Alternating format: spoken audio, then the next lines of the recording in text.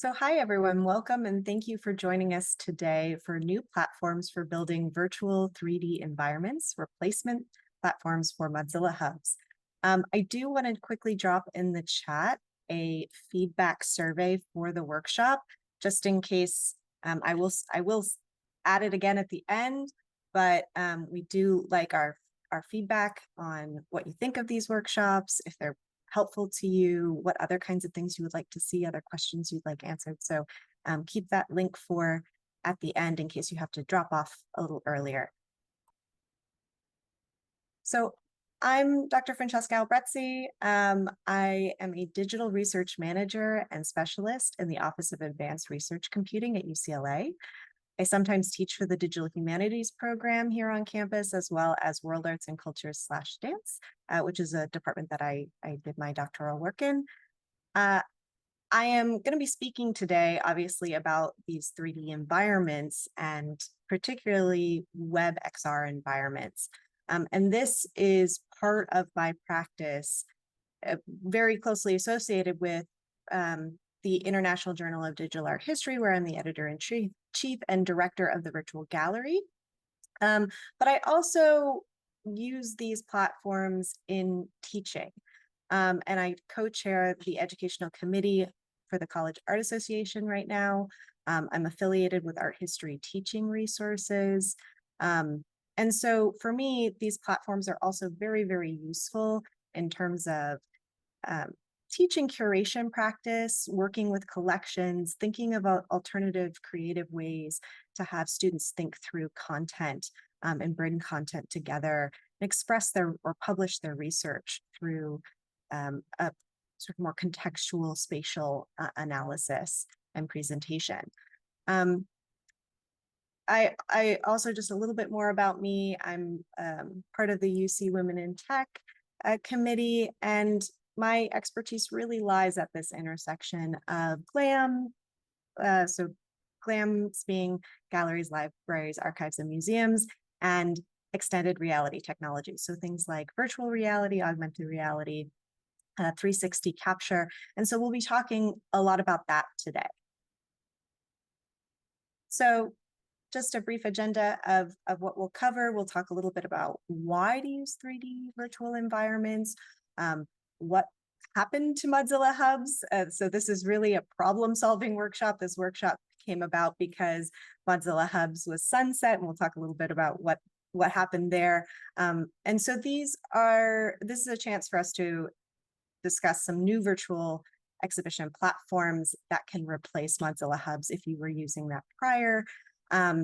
We'll also go over just different 3D model repositories if you're new to this way of working that you can pull from. If you're not a 3D modeler already, there's other ways that you can use these repositories to start building these types of experiences and bringing multimedia things together along with 3D models in meaningful ways.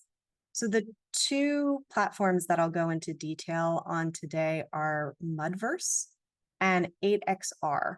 And we'll talk about those more in a minute, but that'll be the sort of tutorial hands-on portion. We'll really get into how those platforms work, and I'll walk you through some examples there. And then I'll share some upcoming events and again, get your feedback on that survey. If you haven't had a chance to yet, I am going to put it in the chat so you can save that and fill that out when you are able. So why should we care about 3D virtual environments? Why is this a useful tool for both research and I think for teaching and learning?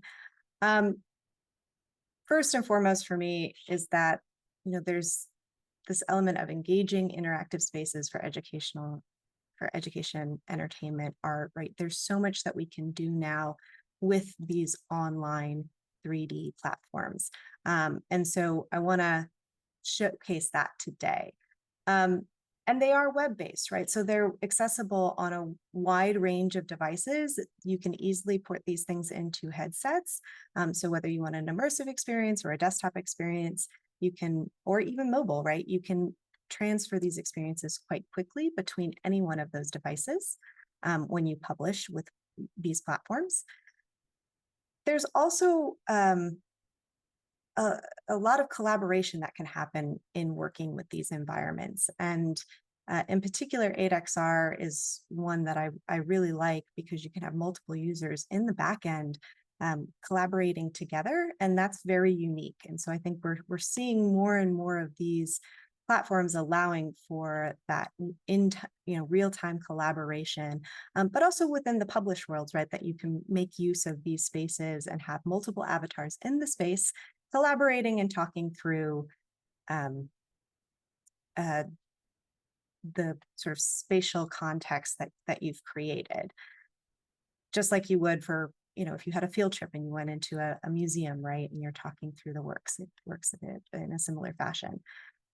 I also, again, want to say it provides this opportunity for teaching principles of curation and gaming, depending on what platform you're using. 8XR is a web gaming platform. And so those principles can be taught through a platform like this.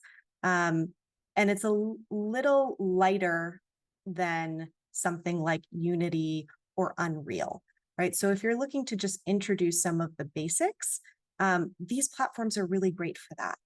And in terms of curation, right, when we're talking about working with digital collections, there's a way to be able to bring those things together, reconfigure them in a multitude of ways, and present those ideas, right, those thematic presentations to a wide range of audience. So examples of this, right, are online art galleries, virtual classrooms, and even just interactive social spaces. Here are a few examples of how I've been using these platforms in recent years. It's really enhanced accessibility for me in terms of my work. So WebXR allows curators to extend exhibitions beyond physical spaces, making art accessible globally. It eliminated geographic and physical barriers for my colleagues and I at DHJ when we were working with artists in Latin America for our Zonas de Contacto, Art History in the Global Network exhibition. It also allows for a lot of creative flexibility. So it enables the creation of immersive and customizable environments without constraints of physical space, such as size or gravity. When I was working with a colleague out of NYU on sort of a big retrospective of her work, Kathleen McDermott's work in this absurdist electronics, wearable coping mechanisms, techno anxiety, and thoughts on Dada exhibition, we really had the opportunity to take her work, which it's this wearable technology, and think of a space that could echo some of the Dadaist, approaches in the space that we built. And we were able to do that interactively and change things on the fly, work in real time. And that really made for a very rich collaborative experience. I also want to note that interactivity is a big part of what I've been attracted to here. So virtual spaces offer interactive elements, enabling users to engage deeply with either artworks or other kinds of content that you're bringing into the space, right? We were able to have, some of this was during pandemic times, right? We were able to have avatars in the space together, talking, interacting with works, thinking through things together, just as we would a sort of a normal art opening. And that was really, I think, validating, particularly when we were across many different time zones. And then I just want to note too that there is an element of sustainability and documentation here that I think can be really worthwhile when we work in these mediums. Forward migration is not easy. That's one of the problems we're going to address today.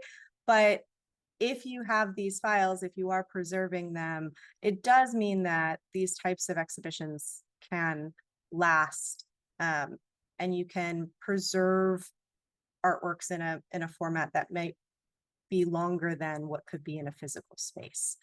So just to bring some of those points out here before we get started. And as I mentioned before,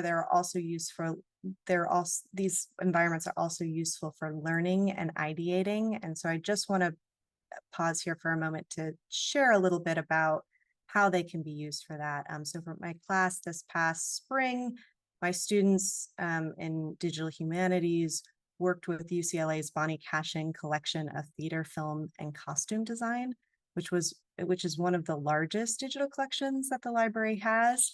And I'll share that link in the chat to that collection in case you're interested. It's absolutely wonderful. And over the course of the quarter, 6 separate groups of students selected objects, designed their own virtual exhibitions, researched and wrote on different related themes, and then brought that all together in this web platform, in one of these web platforms that we're going to be discussing. And not only did students gain knowledge related to the content matter, but they also broaden their technical and creative skill sets in the process. And I have to say, it was really rewarding to get their feedback that this was a way of learning that really resonated with all of them. So most of the exhibitions that I just showed were built using a platform put out by Mozilla called Hubs, and Spoke was the sort of builder platform. And I did a workshop about how to build with and use Mozilla Hubs and Spoke in 2021, it's linked here in the corner in playing. So in case anybody wants a refresher there, but and for those who might not be familiar, I should say Mozilla Hubs was a widely used platform for WebXR, web-based extended reality environments.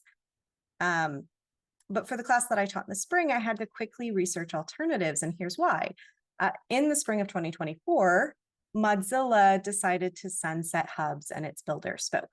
And this is, those of us who work with technologies, particularly open source technologies, know that these things happen.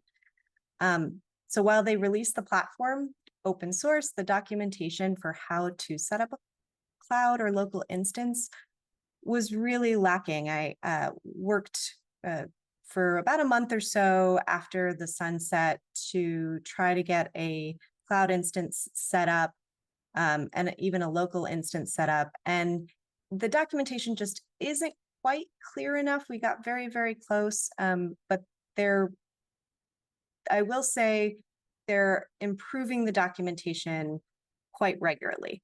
So I'm hopeful that this will be easier in the future, but it does present an issue for those of us who have Mozilla environments and want them to continue in some way.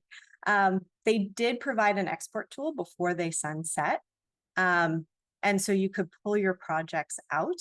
And so I'm going to show what you can do with that data and how you could import it into a new environment, into Mudverse today as part of the tutorial. So if you have that data and you're not sure what to do with it, there is another platform that you can make use of it right away. And again, this personal installation option, it might not be something that you're interested in, right? It does require maintenance of the platform. Cloud computing is not free. So there are challenges to using or creating your own personal instance of Hubs, though, again, I think the community is working on that and hopefully it will be improved soon. But I want to share some of these other platforms that I think are reliable substitutes if you're interested in doing this kind of work.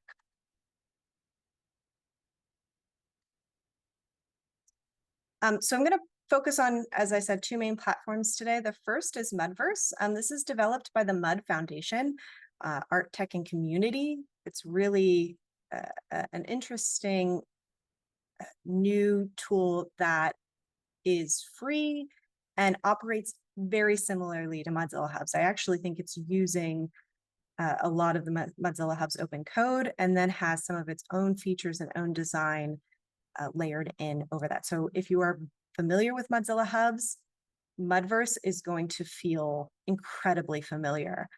And the benefit is that it imports spoke files, which again, if you did use that tool and export your files prior to Mozilla Hubs being sunset, they can be pulled in and you can essentially resurrect those projects, which is quite a relief. The second environment that I want to talk about today is 8XR. And this is an HTML5 native game engine, and it allows for increased interactivity and customization. The interface is not all that dissimilar from Mozilla Hubs. I think if you understand those basics, you'll feel comfortable. Certainly there are changes, but you'll feel very comfortable within this environment. And it does add these gaming and interactivity features that you wouldn't necessarily have in something like Mudverse or Mozilla Hubs. So I think that that's a real benefit. And if you are interested in sort of using these environments more for gaming, this might be an ideal platform instead for you. I do want to quickly note two other options. I won't be giving tutorials on these today, but they may be of interest to you.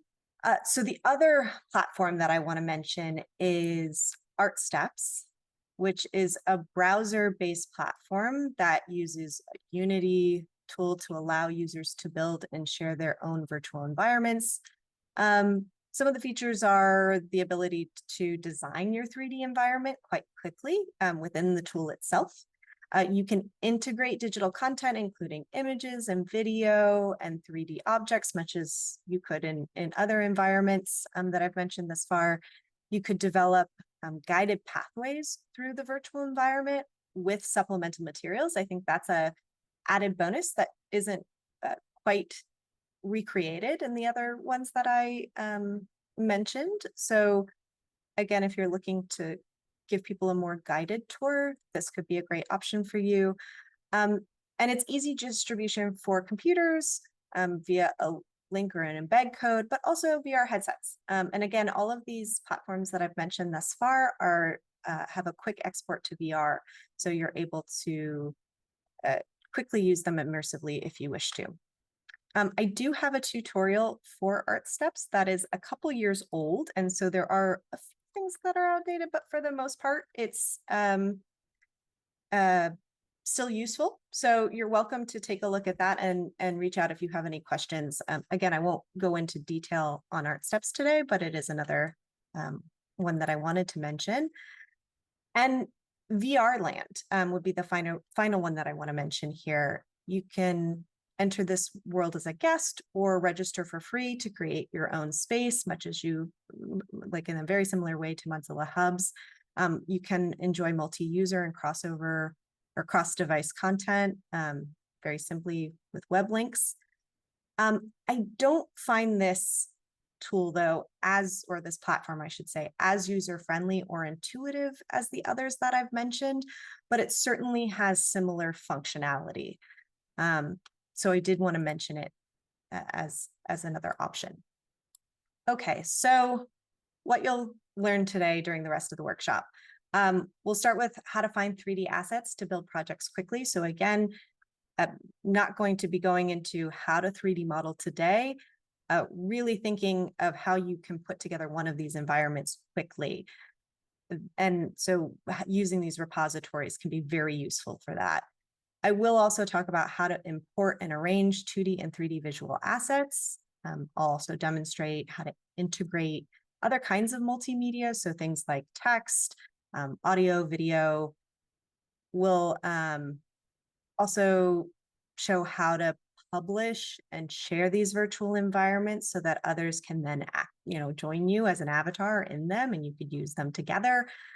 And I'll talk a little bit about navigation and interaction within the virtual spaces using avatars. So how do you actually use them once you publish them with others?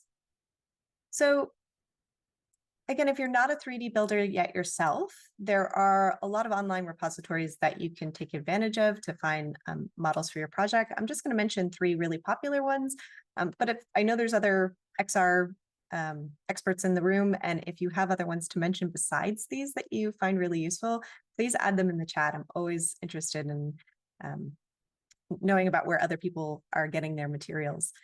So Sketchfab is probably one of the more popular platforms at the moment. It is proprietary, but they do have a sort of wing that works closely with the cultural sector, museums in particular. I'm just going to show very quickly how you might use this tool to find or build your own gallery space. So if I use their interface to search, I can search for gallery, and you can see I have a lot of options here. I am very interested in being able to download it so that I can use it in one of these platforms for later. So if I go to downloadable, you'll see it filters and gives me ones that are easily accessible. I can also check for the license, right? The Creative Commons license will let me know what kind of attribution I might need. And if this is free and I can use it freely, and if I don't have to give credit, it'll also let me know, right, if something is if a model is going to cost something, or if it's free to use or free to download. And I particularly like this gallery, so I'm going to pull this one up. You can take a look here. Right, I get a preview where I can see what that will look like. It's got some spaces already for me to insert my own work or images in it.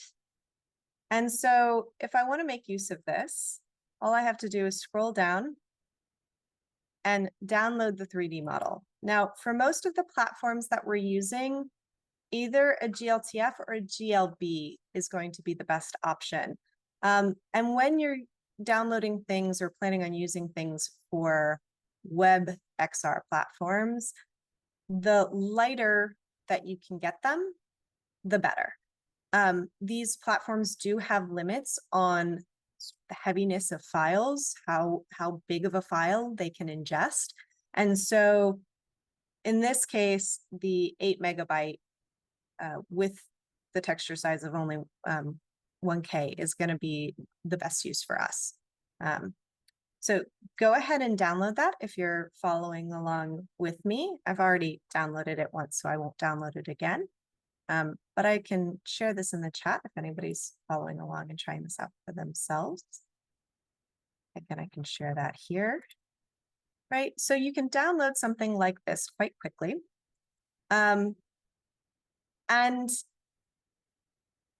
then we'll pull that into one of our platforms later. Before I do that, though, I want to mention another 2 repositories that are really useful. TurboSquid, right, is another great platform for finding open source models and for finding textures in particular. So if you're looking to texture your models, you might want to try something like TurboSquid. Again, I can search for gallery.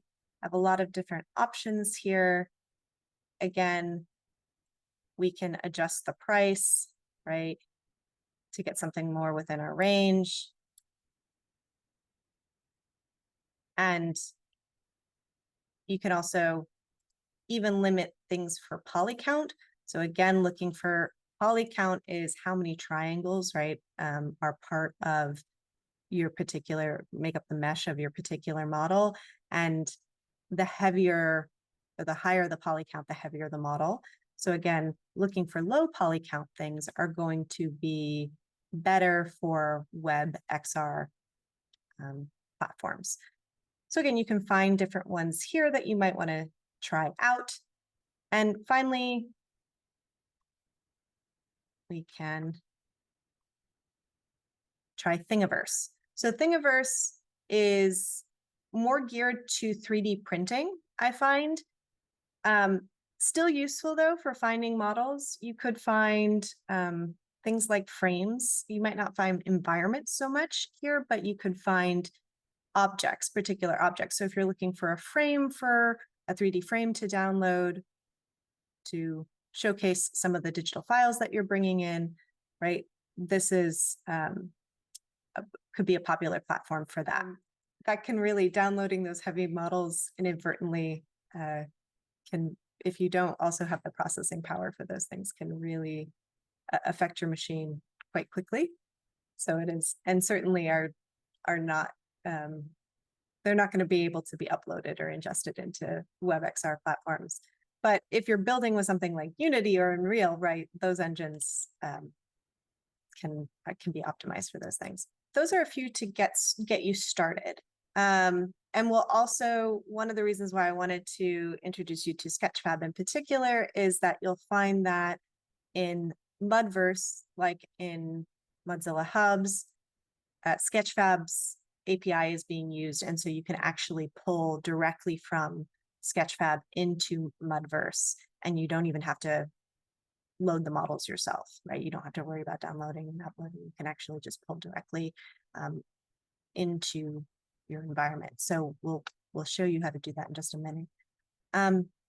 So I'm going to jump into actually trying out some of these, or showcasing some of these platforms, and going through just how you might use them.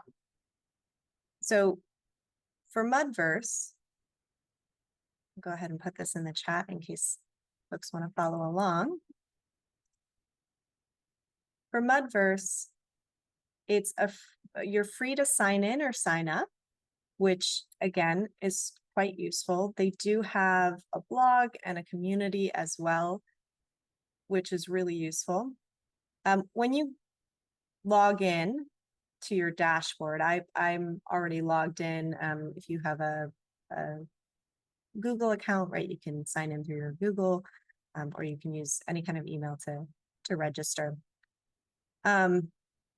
You will see this dashboard. And I think what's interesting about the way that Mudverse is set up is that certainly there's the back end where you can build your scenes, but they're also really surfacing the fact that these spaces are used for meetings and events. And so if you wanted to just quickly bring people into an XR meeting, you could go to My Meetings. I have one currently set up, but I'm going to set a new one up. I'll just show you here, right? If you're done with a meeting and you don't need it anymore, you can archive it. You could edit the user list if you wanted to make it invite only, or you could go back in and edit the actual environment meeting. But in this case, I'm just going to delete this, right? And we can start fresh. So you should see something like this. If you click on the plus sign, you can have an instant meeting, or you can schedule one for later. In this case, we're just going to have an instant meeting, so we can get started immediately. And you have sort of two perspectives that two meeting environments that you can use quite quickly. I'll go ahead and use this one on the right.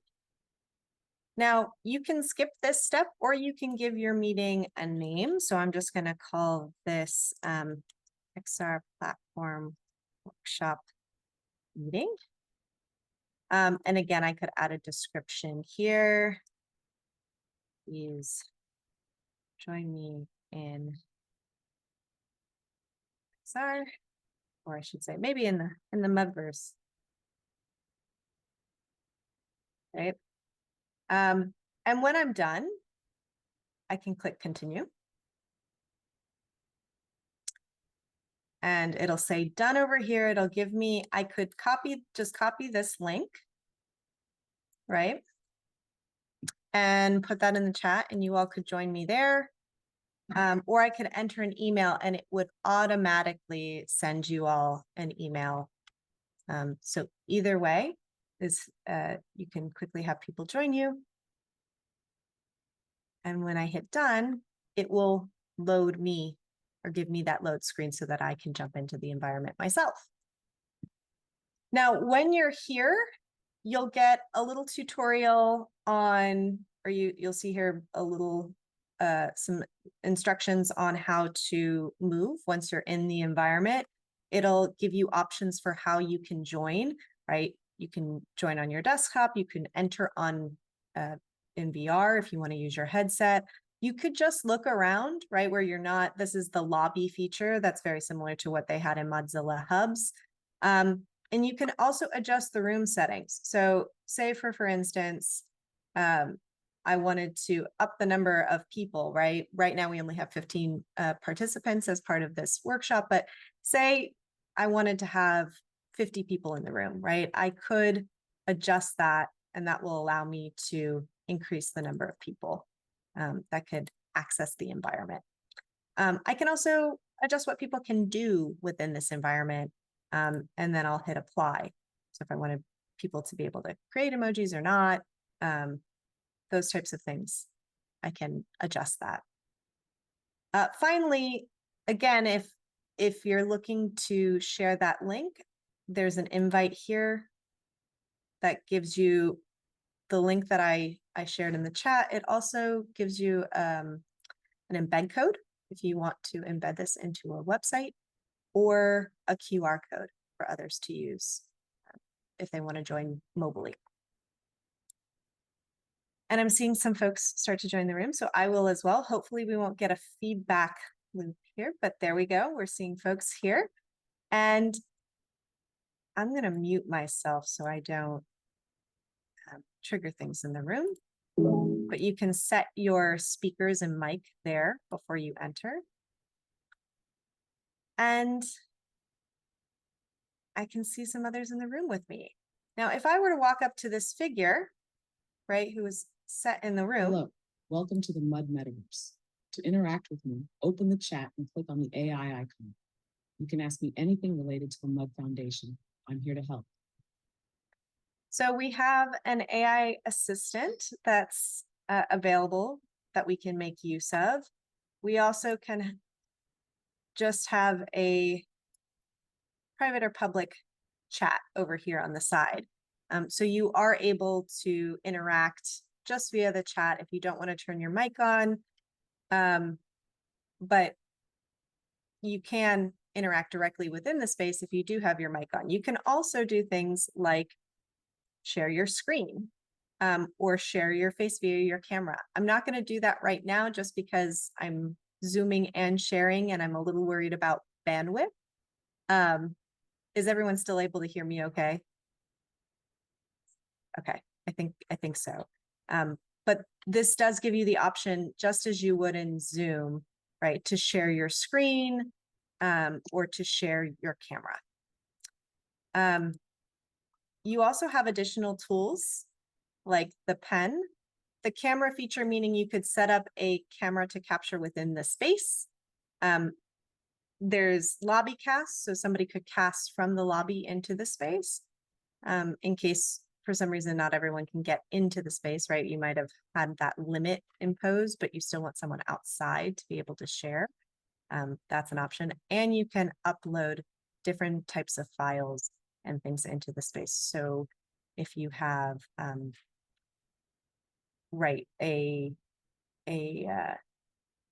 file you want to be able to share with others, this is a way that you can do that. Models or images.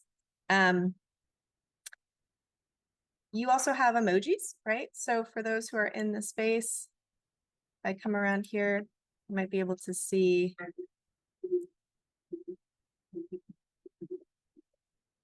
me add a smiley face. Oh, and I'm getting some feedback echo now. I'm gonna move away from folks, and you'll see that this sound is spatially oriented. So as I get further away from the group, I get quieter. One final thing I'll mention here is under the More tab, you can add a portal to multiple different spaces so that people could go from place to place. You can bring in files, like I said before, and you can also add additional avatars. If you want to make your own avatar, like I've done here, you can click on that avatar up at the top, and you can change your avatar.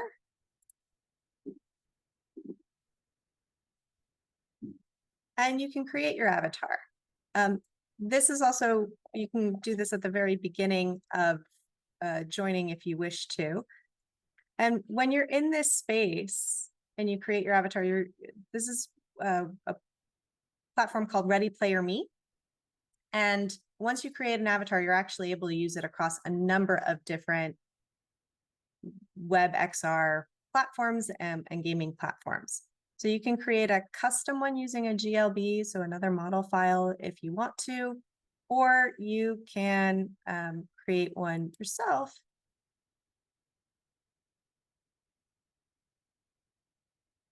And I'm just going to quickly walk you through how to do that.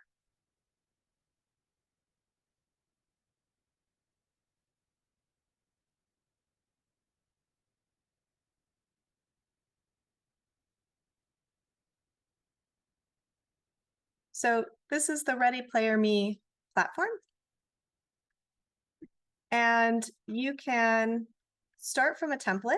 There we go. There's my template. So you can start from a template over here, or you could take a photo or choose a photo. In this case, I'm going to choose a file. Since I have a headshot already that I can make use of. And I'll go ahead and upload that. And I'll say, go ahead and use this photo. So based on that photo, it's going to approximate an avatar that sort of looks like me. And then I'll show you how we can adjust it. Right? So it's got some things correct here, right? Not too dissimilar. And over here on the right, we'll see a menu where you can start to adjust your avatar. You can change the clothing that it's wearing, right? I can find that suit that I was wearing before. Down here, like, let's do a blue suit this time. Yeah, there we go. So we can be in a blue suit. I can then go over here to the right and make additional adjustments, right? I can retake a photo. I can adjust facial features.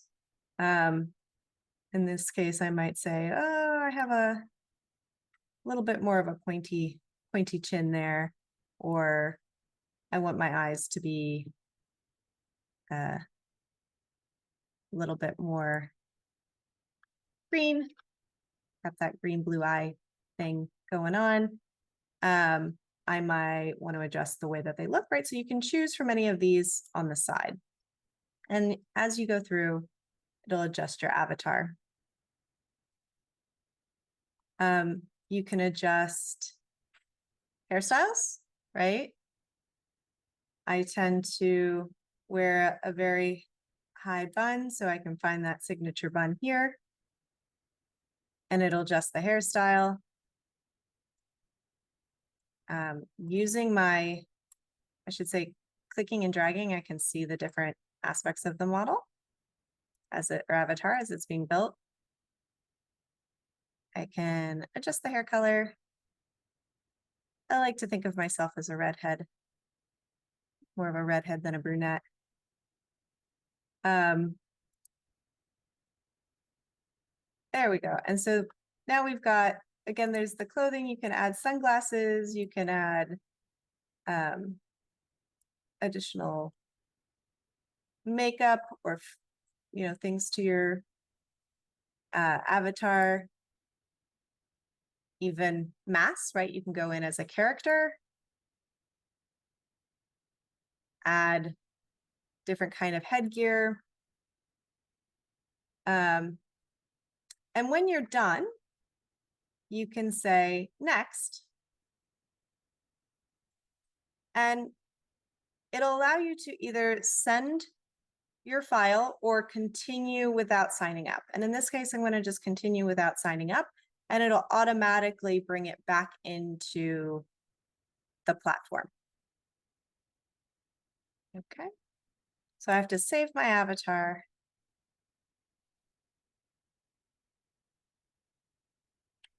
And there we go. So now I have an avatar in a blue suit instead of a brown suit. And once I accept that, then my avatar is changed in the environment, right? So we can interact here. But what if you wanted to build one of these environments? So I'm actually going to close down this Mudverse instance and talk about how to build one of these spaces or scenes instead of using a pre-made one, right? What if I wanted it to look like something in particular that I created, bring in my own assets and have people make use of that? So if I want to do that, I'm going to create my own scene.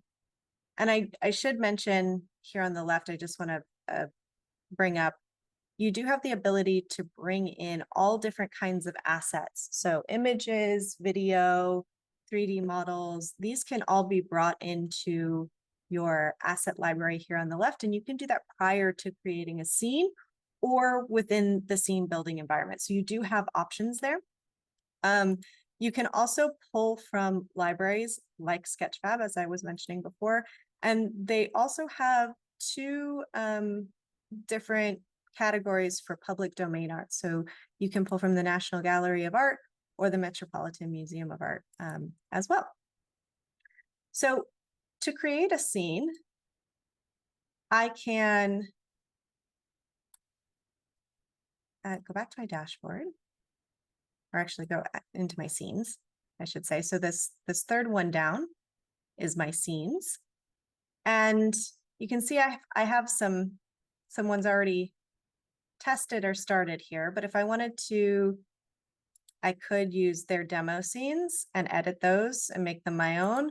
I can search through the community that's published their scenes and made them available for others to use, or I can start to create my own. And by doing so, I would go out to this plus sign in the upper right-hand corner.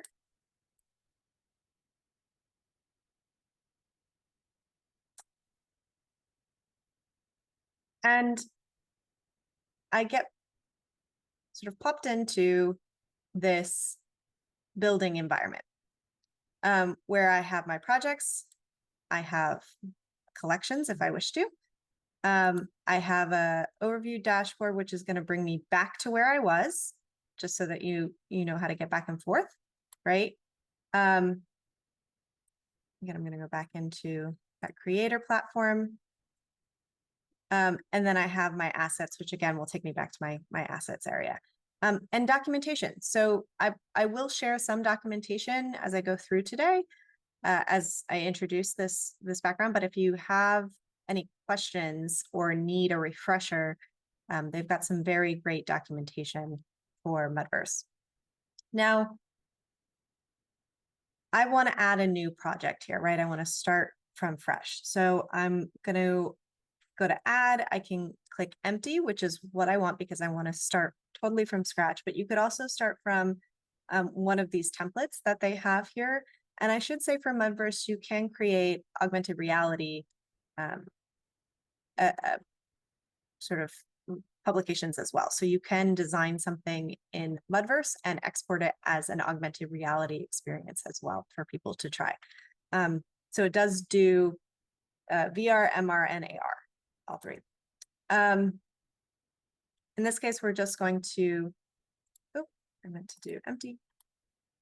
We're going to do an empty to start from scratch, and I'm just going to call this WebXR workshop and create.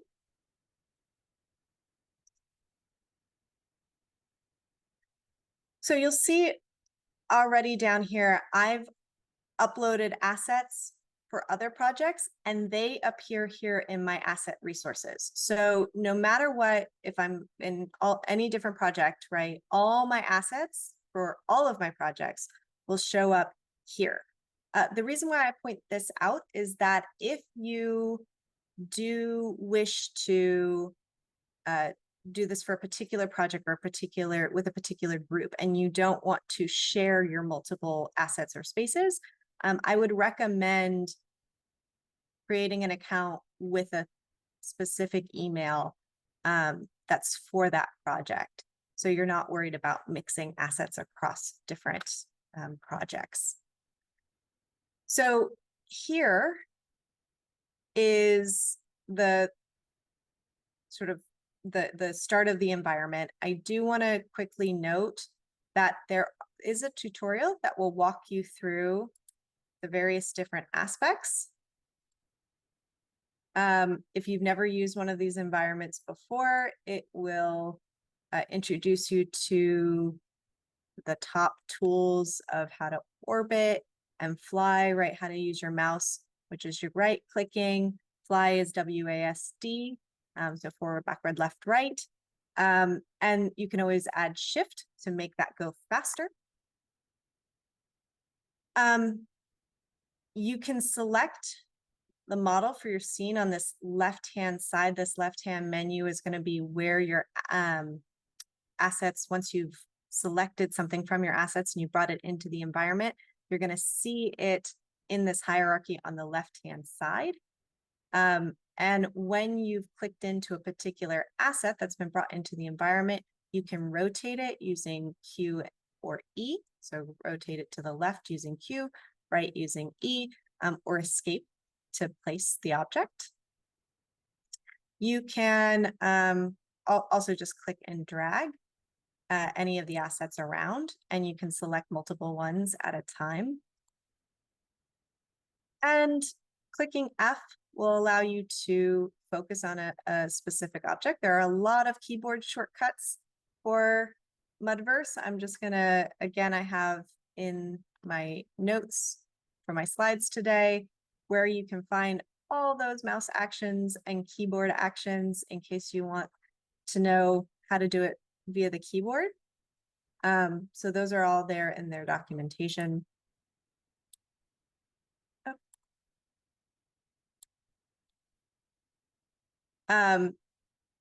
Translation mode, right? This will allow you to use the translation gizmo. R is the rotation mode, so if you want to rotate an object. And Y is the scale mode if you want to make something bigger or smaller. You can also just use these up at the top. So translation mode is here on the left to move things around. R is to rotate them, and Y again is scale so that you can make it bigger or smaller. I'll also show you how to do this in the properties panel, which is sometimes even easier. G is to grab objects, and escape, or G again, is to let them go. X is to allow you to change pivot mode. And C will let you toggle things into snap mode. So if you're, again, trying to align things quickly, this is really helpful. You can increase the grid height or decrease the grid height again. So placement of the floor can be very important in these platforms. That's quite easy to do. And additional properties can be set in this panel here on the right. And I'm going to show you that in more detail in just a minute. I think that's most of what, yeah, there we go. So in Control S is how you save. So those are the basics of the user interface. I just wanted to go over those in case anybody hasn't used these types of platforms before. And let's go ahead and try building our own sort of gallery space. So we downloaded that object earlier, that 3D model. And I should mention, there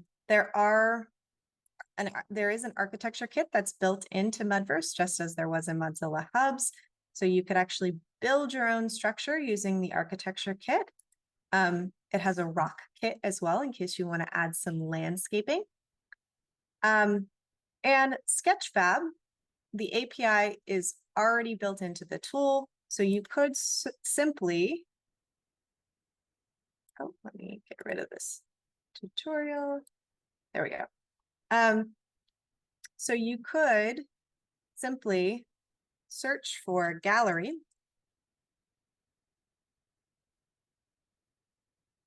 and bring in a gallery space. And I can adjust the windows here if I want to see a little bit more. So this is that VR gallery that I downloaded earlier, and I could just bring it in using the Sketchfab API. So if I click on that, you'll see I get this sort of bubble looking thing. That's my object loading. So I want to get it as close as I can to my spawn point and just click. Now, that's actually quite small, right? That's not something that my figure can move around it. Now I could make my figure very, very tiny, but I think what's easier is to make my model bigger. And if I go over here to the properties panel on the right, I could use scale to just drag it bigger. But if I want to make it all bigger in the exact same way across, it's probably easier. This is locked, meaning all these, the X, Y, and Z axes are all locked together. So if I just adjust this and say 1 and click enter, it's going to, the X, Y, and Z are all going to grow to the scale of 1. And suddenly my environment is a normal size. I'm going to switch over to the translation feature so that I can drag it up and try to bring it in line with this grid floor. Right? You can see that happen right about there.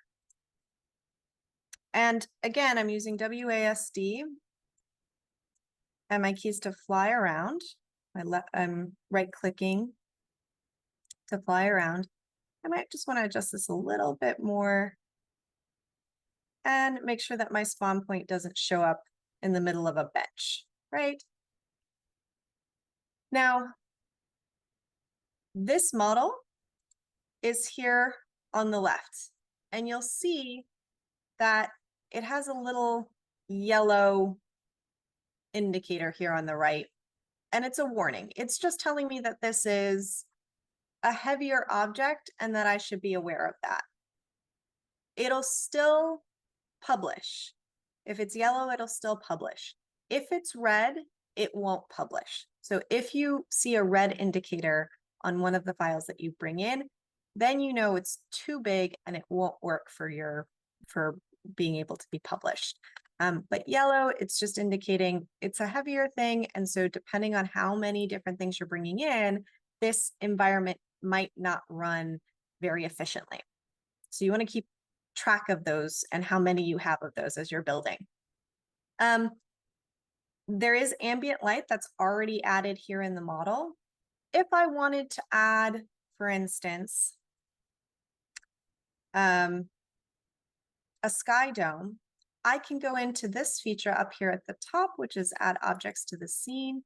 And you can see I can add all different things to this environment. So there are things like behaviors and grouping of objects, things that are useful to how I want the scene to operate within the building space. I can also bring in different kind of multimedia here, right? And I can add lights, including sort of directional light or pointed light, and even environment over here on the right, like a skybox. So a skybox is going to just place this in something that gives us a horizon line, right? I also right now want to just point something else about point out something about this model. Right now it's both visible and collidable. We can make it so that it casts a shadow or doesn't. that it receives shadow or it doesn't. But I do want to walk down here or scroll down here and enable material color. That's going to adjust, right? So you just see how a little bit more was brought in there, a little more detailing, a little change in detailing. So it's going to, we want to make sure that those things are turned on to make sure that our model appears as it intended to appear. So that's another really important point there. And then say I actually want to hang something in this gallery. For instance, say I want it to be a presentation of some Bonnie Cashin material, like I was talking about the collection that we used in the spring for the DH 101 or 150 course. So I could go to that library collection, and then I could find a particular image that I thought was compelling. So she was known for her ponchos in particular. So let's look for a poncho.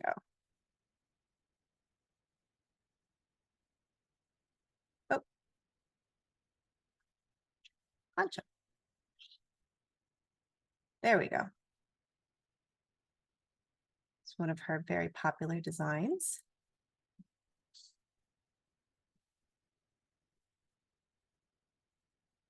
And I can download this image, right?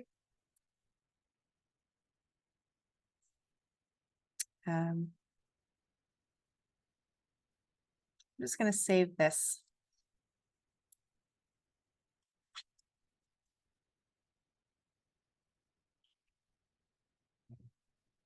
Here. Now, once I have that file saved, I'm going to go back to my environment. And I'm going to bring up my assets. Now I can add assets either from a device or from URL. So depending on how I want to bring something in, right, I'll select accordingly. In this case, I want to bring it in from a file.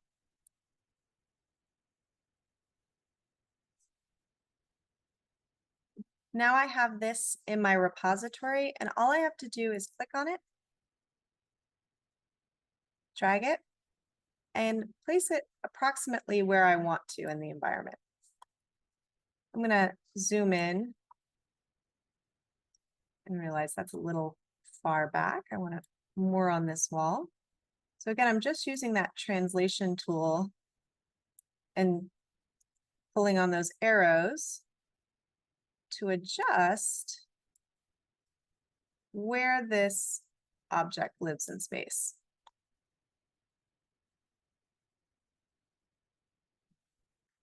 Maybe around to the side, that's going to make it a little easier. Now, see how I've sort of lost my object? This is where that focus tool is really useful. So if I hit F, right, it's going to bring me to my object, and then I can find my object in relationship to the other things in the environment.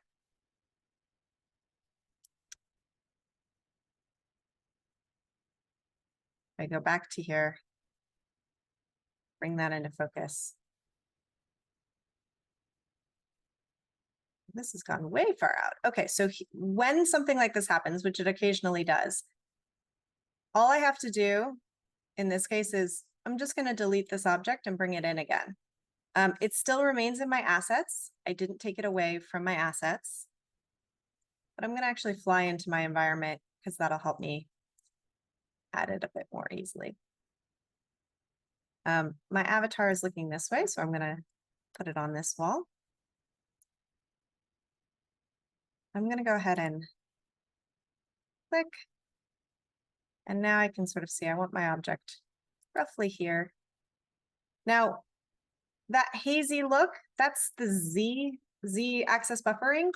And I want it to be very clearly visible. So I might just bring this forward just a smidge, just above, so it it doesn't sort of fight with the wall, right? It's not fighting to be seen. And again, if I want to get really detailed with the position, I can always start adjusting it here, right? If I wanted it a little bit higher, I can sort of do that detailing over here on the side. And for instance, if I wanted this particular image to link back to the collections page, I can copy that link, come back to my environment, and under link href, I can add that link in here.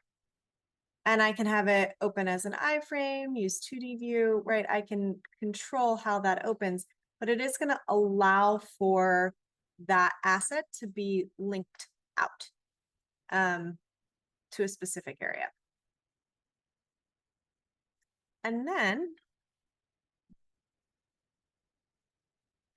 if I'm all done, if this is what I want it to look like, or maybe I want to add a short video here too. I should show how to bring in videos as well. Now I could just bring a video in, pull a video in directly. I think that's probably the easiest way. So here I have a, let's see, an MP4 of some Bonnie Cashin material. I can just drag and drop that into my assets. Or I could go through that add feature up at the top. Either one is going to allow me to bring in that asset. Once I have that asset here, again, I can pull it in, place it where I want. Maybe I want this a little bit bigger. So again, I can adjust that scale.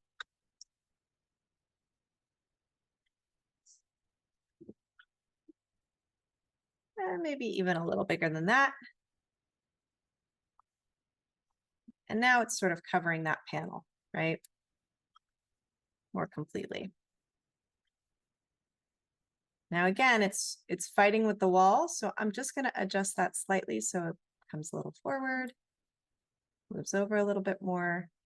And that looks like it's just about in line with where the frame is. Now, once I have everything in place that I want to bring into the environment, I then want to launch. And as I'm going through, if I want to check my work, see how I'm doing, there is a preview scene button here, which you can press. I'll give you an idea of what that will look like. You can sort of see that in this viewing window, right? You can see that video play out. So you get a sense of what that's going to look like in the space. When I'm ready, I can go into launch and say deploy to the metaverse. That's going to allow me to share this environment that I've created with others.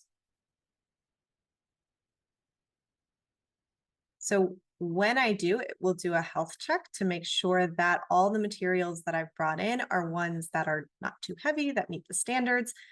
File sizes are limited to, I think, 128 megabytes in the same way that it was for Mozilla Hubs in Mudverse. So again, quite similar. Gives me a report. It does let me know that these things are high, but it is allowing me to continue.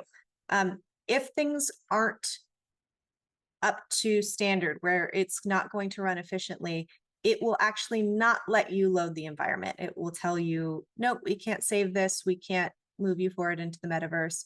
You have to make those adjustments. So it will sort of pause you if you're not, or you'll have to stop and you actually can't save your file if there's a red file, right? It won't allow you to have any sort of redded out files and still save the file. So do keep that in mind when you're creating your environment. If you're bringing things in and you see a lot of reds, you're actually not going to be able to save that file. So you have to stop and adjust those things along the way. So I'm going to hit continue. I can adjust the name. So I can call this WebXR workshop.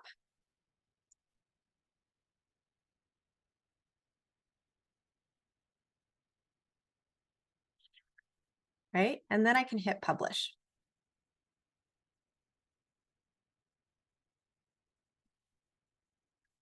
And it will take a little bit of time to export these scenes once you've built them. because it's going to compile all these things together. Okay, so once it finishes loading or compiling, it will either allow me to keep editing. I could go back, right? It's essentially saved my file and I can, my project, I could go back and just keep editing, or I could try it now. And this is what's going to allow me to actually share it with others.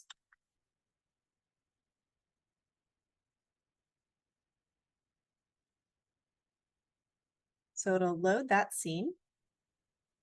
Now, when I have a scene loaded, you'll see this title that says Wonderful Social. It's going to give some kind of random title to your particular scene. The expectation is here that you're going to go into more or room settings. Either way, you can get into settings here or here, and you're going to adjust that name. So in this case, I'm going to use the same name that I have for the project, which is WebXR, but it doesn't have to be the same name. And again, you can add that. Oh, is it freezing on me? There we go. I can add a name, I can add a description, so I can say, I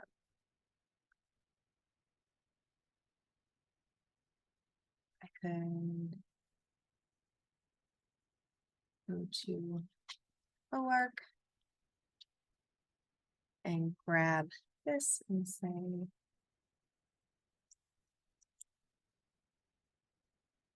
more at something like that, or workshops at ucla.edu, right? I can add whatever I want in there.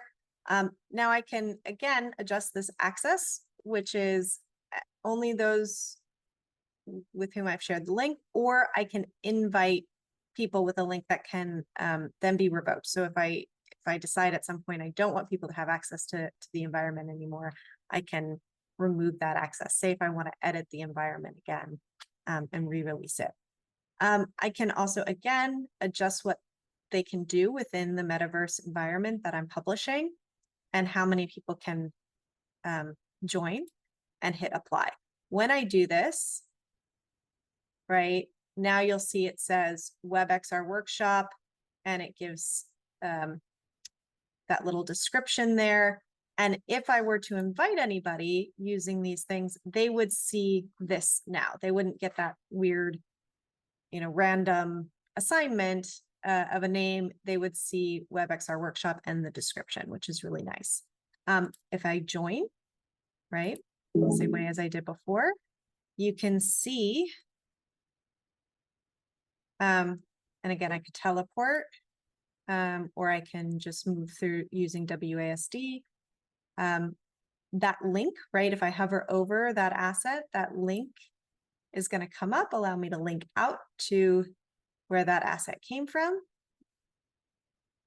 And if I move over here, you're going to see that I have controls to actually play this video.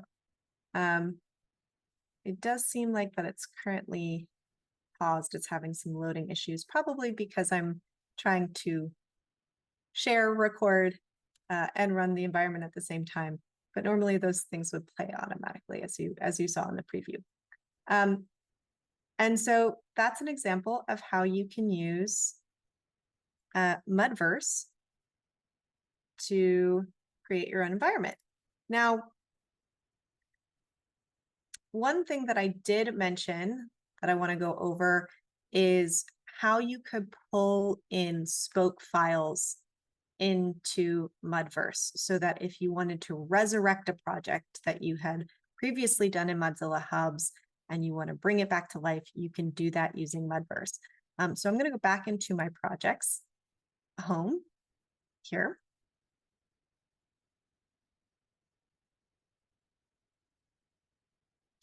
And I'm going to go into this one that I've already started called DSB test. But it's going to be an empty environment so that you can see. Now I do have permission from my collaborator on this project. It's a an environment that was built using the Folger Shakespeare Library, some Folger Shakespeare Library materials, and based on a book project by David Sterling Brown. So in this case, he had a set of, he had an environment that we built in Mozilla Hubs around some of the central concepts in his book. And unfortunately, when Mozilla Hubs was sunset, he lost this environment. And I just want to quickly show you what we were able to export from Spoke and what kind of files and file structure we got out of Spoke that we're going to now use to bring into Mudverse. So I had an export that was based on the Sterling Shakespeare art gallery that we have built. And we had a file structure that has avatars, Blender, media, rooms, and Spoke. And if you go into Spoke, you'll see I have a lot of different randomly named files here. And what's actually happening is we did multiple iterations of this environment as we were building it. And so I saved different iterations out as separate projects. So each one of these is a version of the project. And I can go into one of these folders and you'll see all the related files to that project are saved here. There's GLB files, there's MP4 files, JPEGs, right? All of those files are saved here, as well as something that's a proprietary file. That's a Spoke file. I'm going to quickly find that Spoke file here. Where is it? There it is. So it will have a .spoke extension. So that's the file that we're going to bring in. And when you bring it in, you might panic for a second, but I'll explain what needs to happen in order for you to then resurrect your environment. So if I go back here to our project environment, and I go into project and I say import project, right? It's saying that it'll overwrite this scene. That's okay, because it's an empty scene, right? And this is that, right? I can go into the whole folder, or I can go into the specific folder. And again, there's that specific one, and you'll see that classroom environment, that Spoke file comes up. So I'm going to hit open.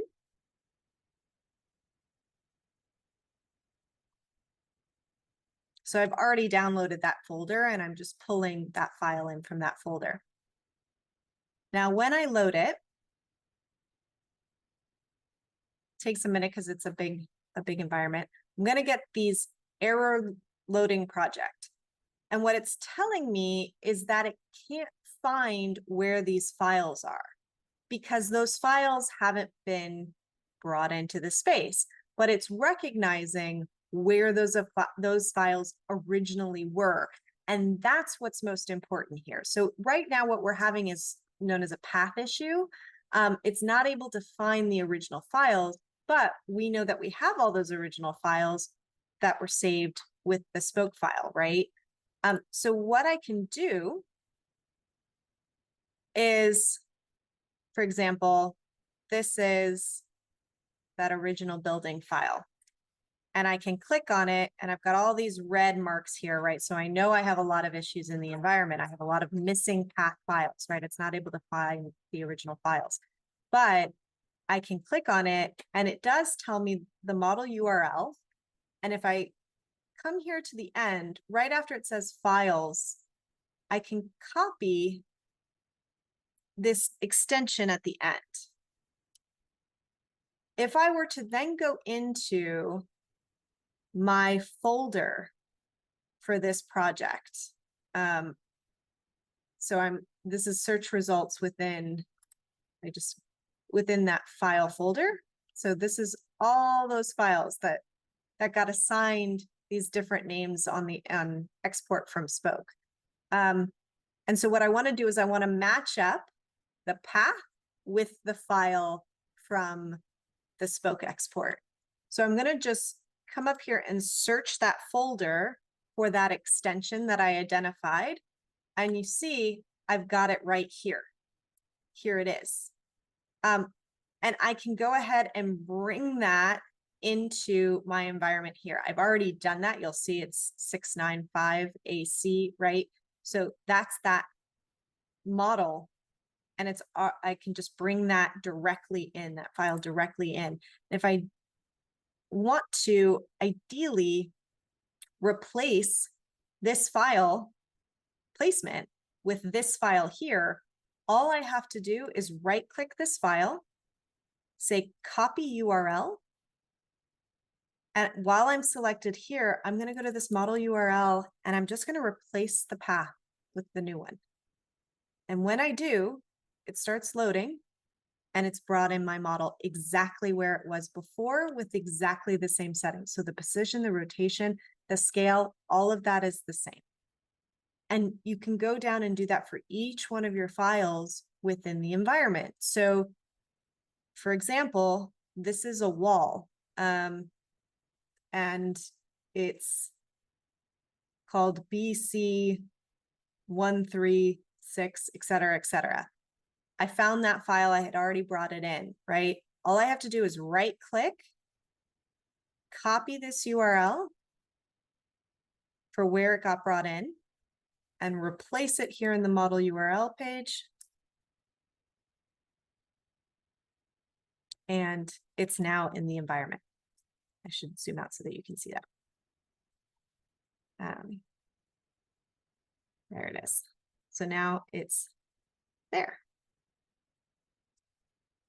So obviously there are a lot of files here in this particular project. And I would have to go through each one because if I tried to save the project now, right, if I could Control S, right, and try to save the project, it says you can't do it with these invalid values. So I do have to make sure that I go through all in one sitting and replace these. And so with smaller projects, it's going to be easier than bigger projects, but it's certainly possible to restore all of this work. I do want to show a few additional things here. For example, if I were to click on, I think this is a wall label of some kind. Let's see if I can find it. Yeah, so it's called VRVBNG. I can, again, find that file over here, copy this, check my file folder. Oop, there we go, replace that. It's going to find that file for me. And once I've uploaded that file, I can right click on it, copy that URL, and replace it here.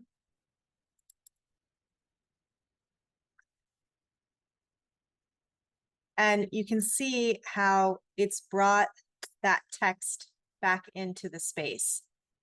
One thing that's I want to point out is that it also, oh, sorry, let me adjust here. It also kept the settings down below where I have it in transparency mode blend.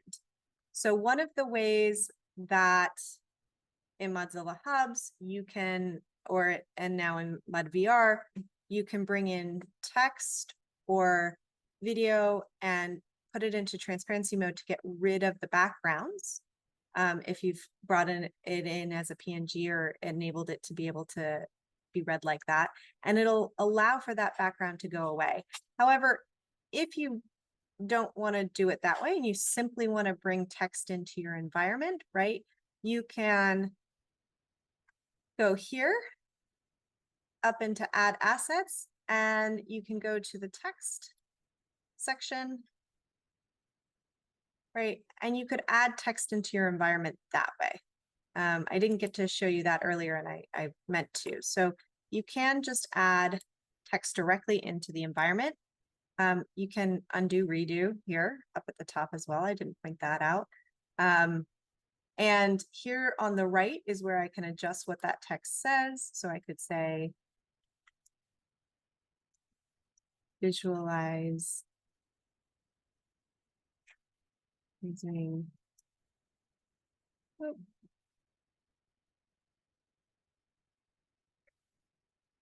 race virtually. And I can change the color, right? I can change the size. Oh, I'm sorry, the color is here. That's the stroke color. I meant to change the actual color of the text. There we go. I can enter in my own hex code if I wanted to, and I can change whether this is visible or not visible, right? So if I'm working in the environment and I want to play around with that, I can toggle that on and off. But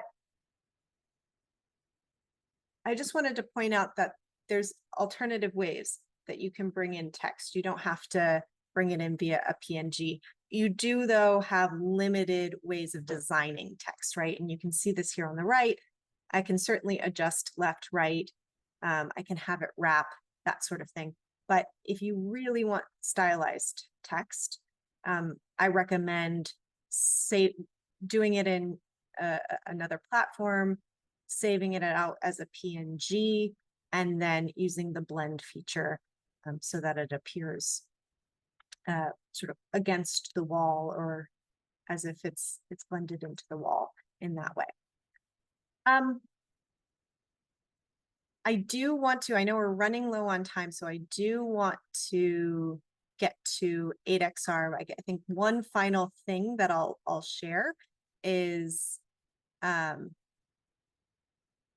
example from earlier today. So, or from another environment where I did this. I brought this all in one by one. So I work with ECC Performance Art on their student shows. They have an environment that they reuse again and again for their students who apply to have their work shown in the sort of end of the year show. And you can see in this project, right, I did the same thing, brought in all of these files, and once they're all in place, I could simply launch the environment in the same way that I did before. You can also open it in a web browser to check it prior, but you can deploy it to the metaverse and bring it back just as sort of it had been before.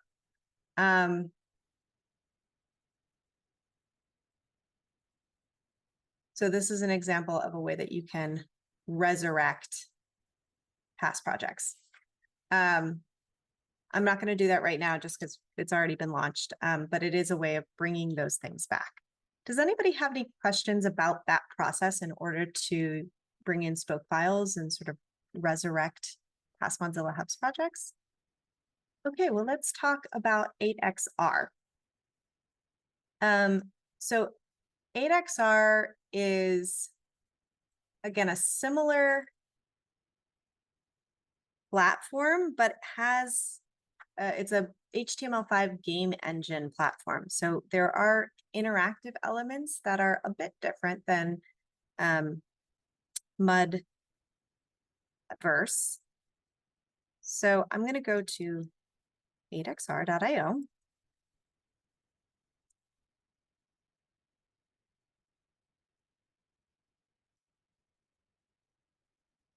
Share that in the chat if anybody wants to join. And again, you can sign up for a free account. I'm going to just log in or create an account, right? Use my Google to sign in here.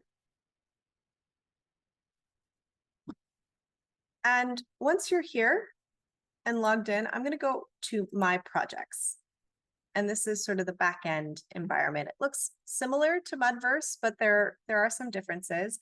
You have projects and scenes. In this case, I'm gonna start a new project. Right, and I'll just add a project here. I'll say WebXR workshop. I can add a project description if I wanted to, and I can say create project. Now, once I've done that, I can then add a scene. I can do that from a template, one of their great templates that they have already available. They have two. I can do it from scratch or import a file. In this case, I'm gonna build from scratch like I did before. And again, you'll see this user interface is a bit similar to what we were seeing in Mudverse. You have that hierarchy here on the left, where you have your unnamed scene. If I click on unnamed scene, it will bring up here on the right, the sort of properties panel. I can actually name my scene. So I can say this is WebXR workshop, right? And that's what's going to be appear on the publish page. When I'm ready, I can publish this by toggling this on. I can adjust who has access to it, and I can create a custom URL if I wanted to. It will automatically get assigned a generic one, but I can always go in and give it a custom URL and description if I wish to. Here on the left, again, you'll see automatically it opens with a player, a spawn point. These are usually overlapped, some ambient light and directional light, and a plane. Now the plane is actually quite important, and you'll see why in a second. I'm going to, you'll see my assets and my add objects here. So I can check my assets, what assets I currently have. Some, again, come preloaded in the environment, but we don't have a lot of, we only have very minimal models, right? No images, no audio, all of that has to be put in by us. So the way that I'm going to do that is I'm going to go to add asset, and I'm going to add a model. I'm going to use that same model that we used before. So I'm going to navigate over to my downloads folder, and I'm going to bring in that VR gallery. Say open. And this might, again, take a few minutes to upload, and I can watch that down here on the right. When I get that check mark, I know that it's been brought in and that it's being optimized, and then I can see it here on the left. Now, once I've added the asset, then I can actually add it to my environment. So the way that I do that is I go to add model gallery, and then you'll see this insert here on the left. So that's the way that I can bring it in. Now it comes in and it's quite big. So I'm going to move again using my right click and my WASD keys, sort of maneuver myself around in the environment to see where it is. And again, just as I had in Mudverse, I have the transformation, or in this case, they call it move. I have the rotation feature, or rotate here, and then scale, name scale. I also have this focus feature if I want to pull something into focus. And again, undo redo here up at the top. Now I can move this over, right, just by dragging on those arrows.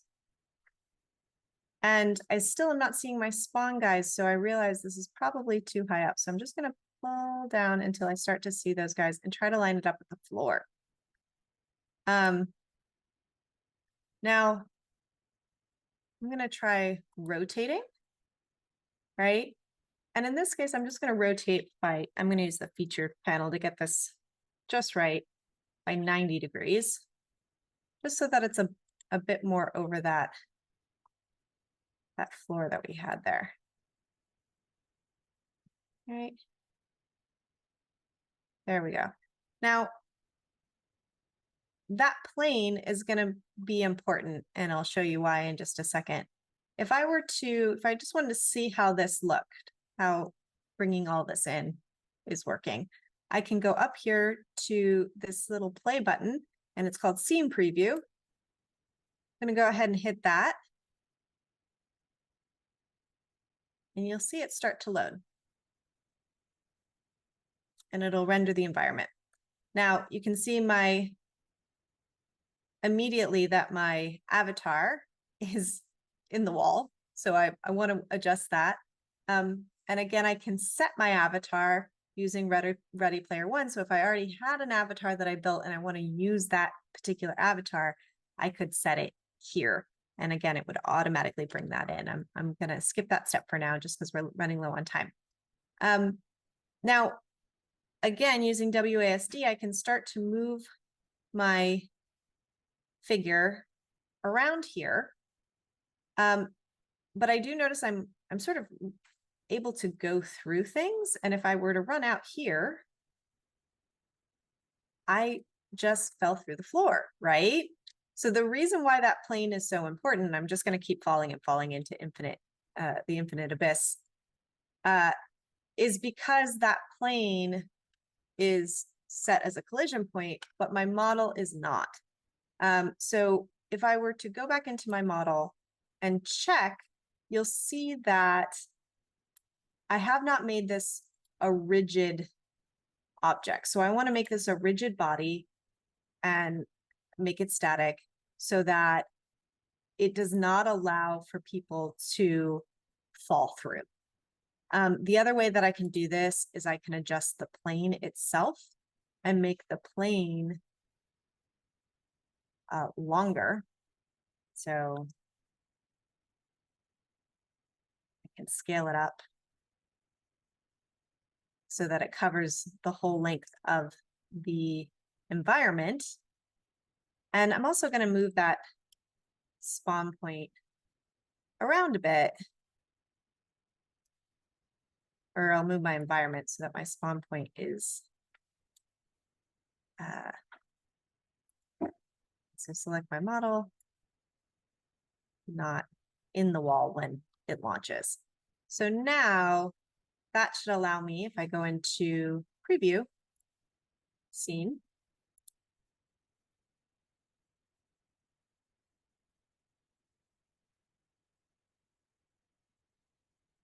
right? I can start playing again. You can tell it's got a little bit of a different feel to it because of it being a gaming platform. Now I don't fall through, right? Also, don't think I'll run into these things again. Yeah, so I can't actually go into that bench. See, I'm trying to go left and it won't let me because, and all the walls, right? So this way I can't also crash through the walls. I'm stuck because it's a rigid body. So anything within this model is now considered rigid and static, and it won't allow me to go through it. Again, I can escape to get out of that environment, WASD to play. I will add one additional or some other fun things here. You'll notice down on the left-hand side, it has 1, 2, 3, and 4. If I hit 1, my avatar will automatically say hi. 2, it will say yes. 3, it will say no. Give a thumbs down, and 4, it will dance. So those are sort of built in for avatar expressions, right? You may also notice that down on the right is a panel that is giving readings of the current environment. That will go away when you actually publish the environment. So that's just part of preview mode. When you publish the environment, that panel won't be visible anymore. And this is just giving you readings of how the scene is being processed. So if we go back here, I do want to show you how to bring in video and images quickly here, just to so that you can see, just as we did in Mudverse, how you would do it in this platform. I'm going to go ahead and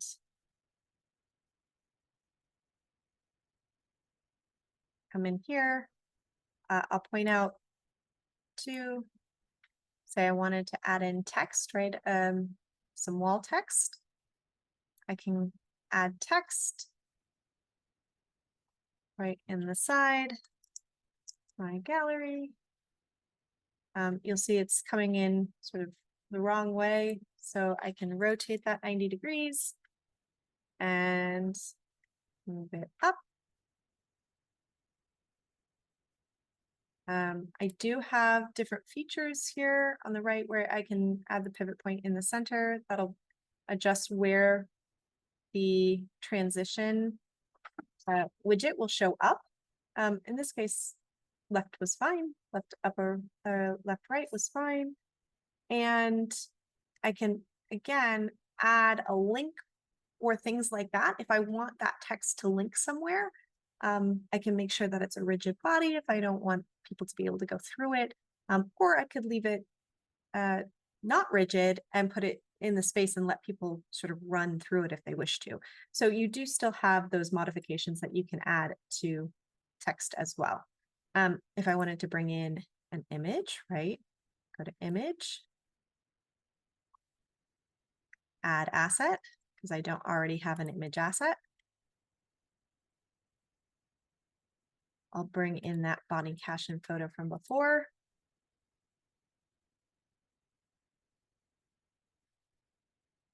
You'll see that it's been loaded and I can hit insert. You can also compress files if they're bigger than you want them to be. And once it's here, you can rotate it.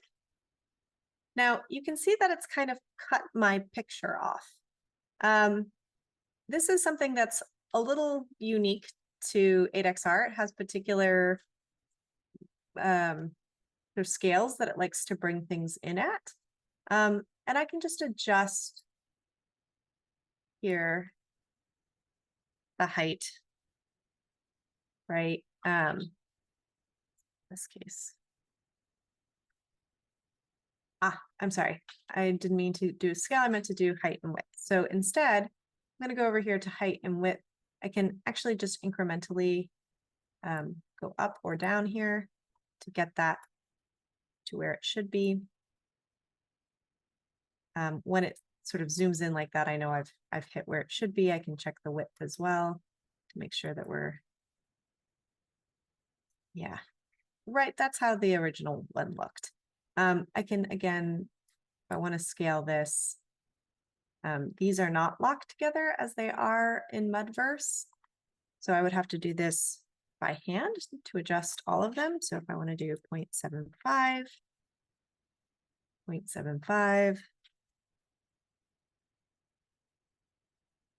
0.75, or again, you can just click here and scale like this, right? Or in the center. If I want to undo that, I can just do undo. Oh, redo. Let me have to move.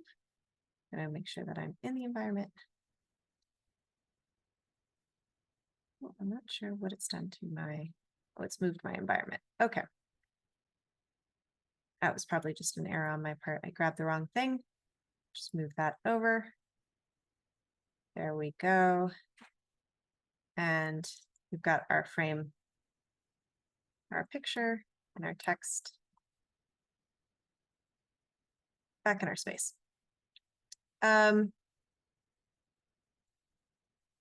also want to show you how to bring in a video.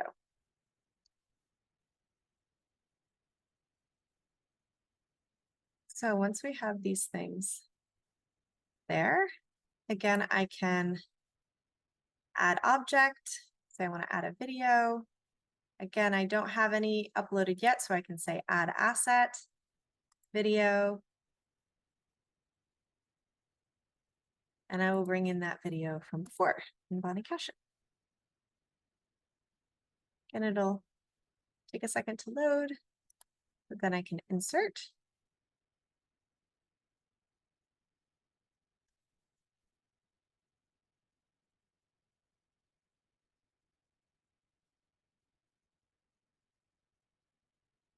Again, it's brought it in and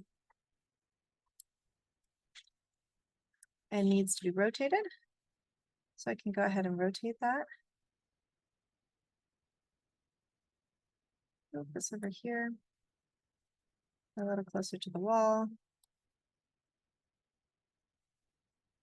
And again, it's sort of skewed the width and height. So I'm going to adjust that as well.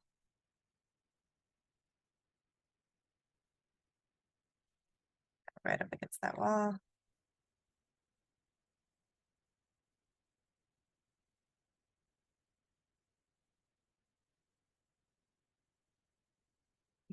Closer. And I can adjust the height or the width. In this case, I want it a little longer. I think that should be about right.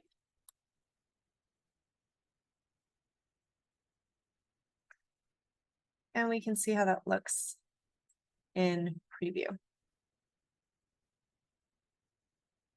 And you can see here, I have it to loop and I have it to play the audio.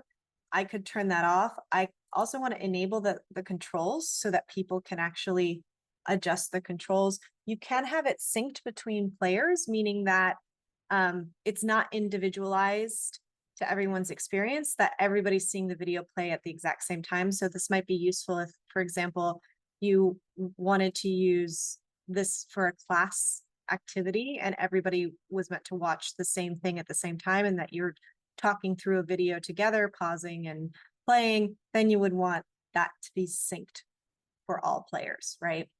I hit preview.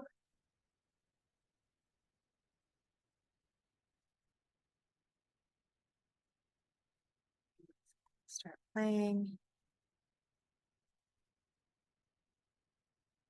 And we see that video show up there, right? And I can press, in this case, in this environment, rather than, because you're using the avatar in the way that you are, you'll see these pop-ups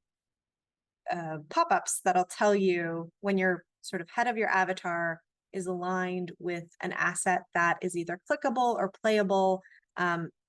It will allow you to, it'll say press E to play, and then you'll have that ability to play and pause things within your environment. I believe that is, well, I should show you how to publish things. That would be the final thing to show. Here.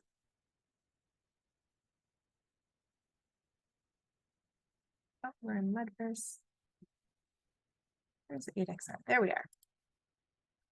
So if I wanted to publish this scene, right, I would again go back up to where I named the project, and I would toggle publish on.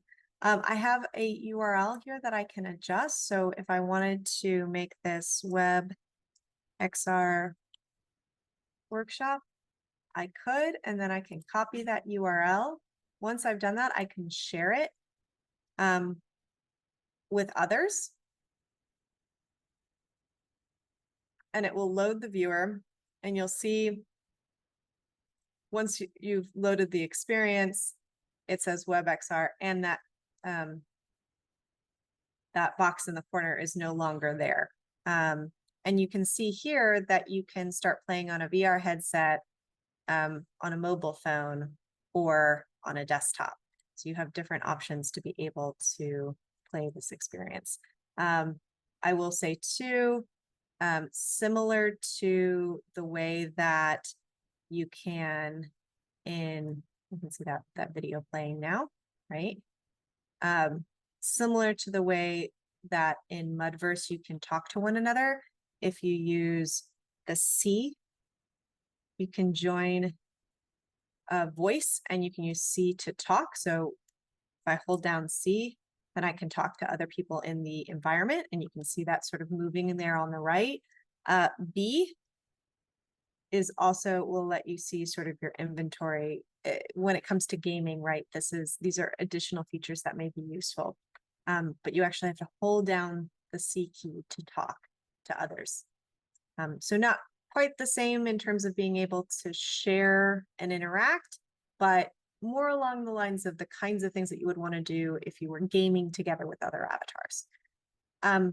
One final thing that I just want to show, we didn't build in this interaction, but I do want to show you that interactive elements can be built in to environments like this.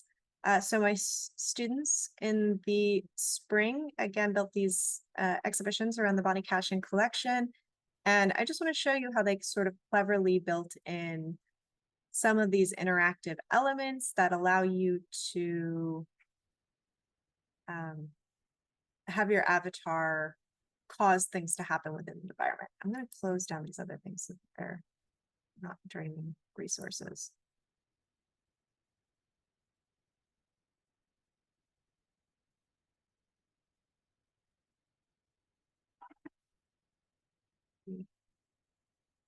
Try loading this one more time. It is a heavier environment. I am sharing this project with their permission. There we go. So when I hit start playing, you are going to hear music, right? Because they have a video playing within their space, and that is automatically sharing that music throughout. As you go through,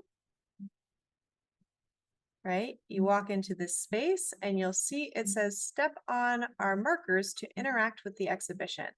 And this is a sort of practice how-to. So as you step on that, you see that elements open up. You can move through their environment, right, and learn about Bonnie Cashin and different aspects of the collection. And here, for example, as you come around, you see that they, because it is a fashion collection, they did add things like mirrors in the environment. So you can see that sort of interactivity, as well as when you step on these features, right, that brings up their wall labels for this clever installation that's supposed to mimic a sort of a rack, a clothes rack. So it does bring that interactivity into the space in a fun way. And so you can just start to envision the types of things that you might be able to do in environments like this, where you can build in interactivity. All right, well, are there any questions about those things as we wrap up? I just want to note for others that we have an upcoming event at the Fowler that does have some, or tackles some XR collections-based questions. So please join us for that, the launch of the digital initiative, Vital Matters, Art, Devotion, and Practice. It's a academic project that was produced in museums and universities with the expertise of spiritually based leaders, artists, and community organizers. It's a really multimedia project, and we're looking forward to having some really great discussions. Thank you all so much for joining today. I would love your feedback, so I'm going to put that feedback questionnaire in the chat as well. And please reach out if you have any additional questions. Thank you.